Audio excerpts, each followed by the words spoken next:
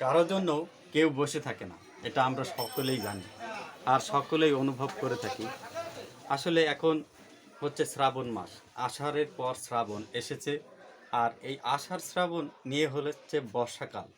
এই বর্ষাকালে আমরা বাঙালি আমাদের অনেক কষ্ট, যারা মূলত খেটে খায়, যারা খেটে খায় তারা এই আষাঢ় শ্রাবণ মাসে যে কষ্ট অনুভব করি তা অনেকেই বোঝে না। যারা উপর লেভেলে আছে, যারা অট্টালিকাতে থাকে, তারা এসব কখনোই বুঝবে না, তারা অনুভব করতে পারবে না।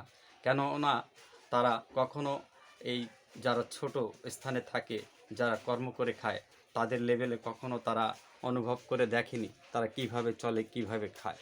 তাই আমি বলবো, আপনারা সকলে দৃষ্টি দেন আপনার পাশের যে ব্যক্তিটি কিভাবে চলছে, কিভাবে খাচ্ছে, তার দিন কিভাবে যাচ্ছে, তাকে অনুসরণ করুন, তাকে সহযোগিতা করুন। আল্লাহ হাফেজ, অসংখ্য ধন্যবাদ।